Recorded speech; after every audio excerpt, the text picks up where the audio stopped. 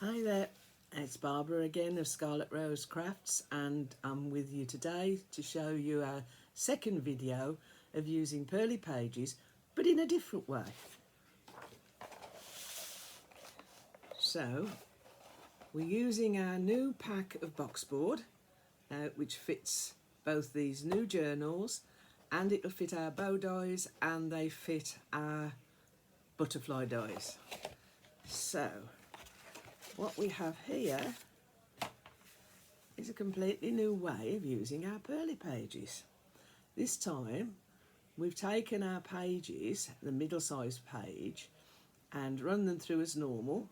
Then we've run through the trellis as we have here. But what we've done then, we've actually creased the trellis in half to give us a folded page. I've used a ribbon and magnets as a closure, and this is just as simple as doing the other version I showed you, because there are basically just two ways of gluing these together. Obviously, because they're all pockets, because it's a journal, you'll want two of each size page with all the spines in. And if you want a top opener, and in fact I started with a side opener with this one, as we have here, with a little journal card in there. All we do with this is we glue across the bottom, up the spine and across the top. So obviously it creates a little pocket for you to make your journal cards and put them in. I've used our tumbling leaves pocket dies, again to give us other places where we can take our journaling cards and pop them in. And this one here, I put a tag on the back like that, and all the pages and all the bits and pieces I distress with a little distress ink on a finger dauber. You can then take any of your pages that you have, whether you use our vintage chic or whatever images you've got.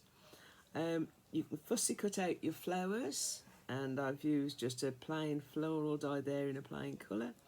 Little tags, added a pearl to the top and a pearl to the closure at the side. This one here, I had this die that actually cuts out these little pockets. So again, cut out the die, added a word, some more little stamps, some more little tuckings at the top on that one. Now this one, because there are only two ways of doing the pockets at the moment, I wanted a top opener, which is what I've got here. And I've added a little butterfly. I've added another little tuck spot there, just so as I can tuck that little tag in. All you do with any of these tuck spots, you just glue part of the bottom so it creates a little pocket.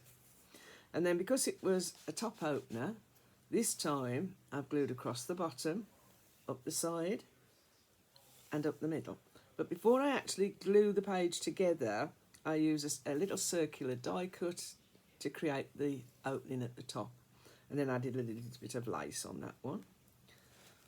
Then on the reverse side again, whatever you choose as your image. The butterfly formed a little tuck spot on this one. I didn't glue it all the way down.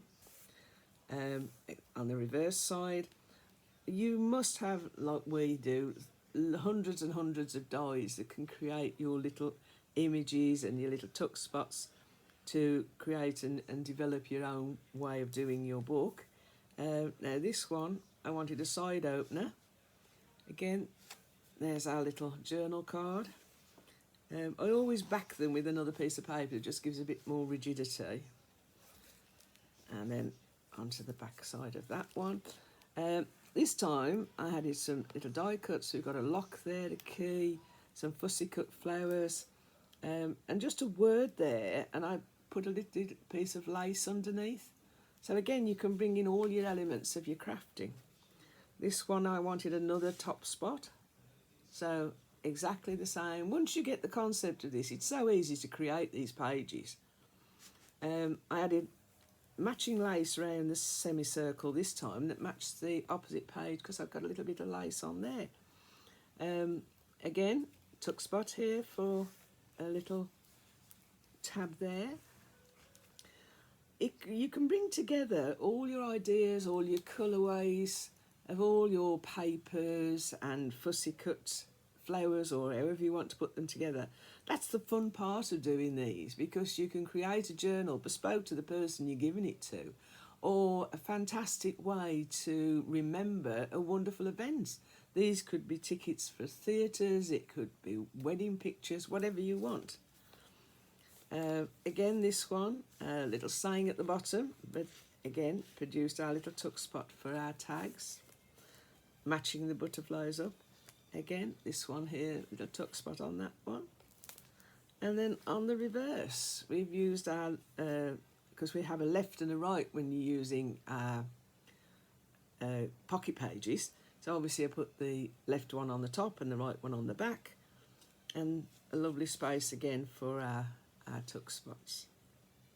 And once you've created all the single pages, to do these, all we do is we've creased the spine in half to give that effect.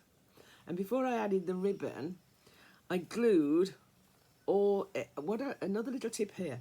Before I start gluing together, I take a ruler and score all the way down, back and front, so it's really flexible on each of the 4 pieces.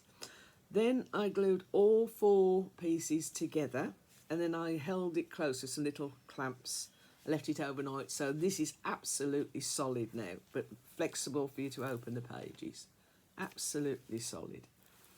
So obviously you're spending quite a time on this to create a keepsake for somebody, and you want the final effect to last.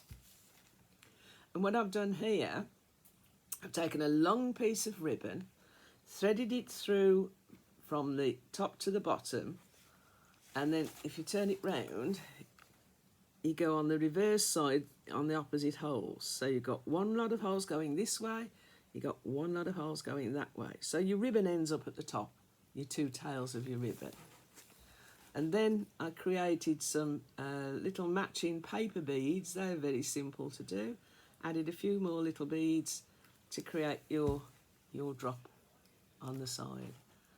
So that's our second look at the Pearly pages. So not only can you do your open books, you could also use them in an entirely different way to create these lovely journals. So I hope you've enjoyed this one, and I shall be doing another one. I've got 2 or 3 that I've been doing. It's one of those you just can't stop working with. Hope you enjoy it. Thanks very much.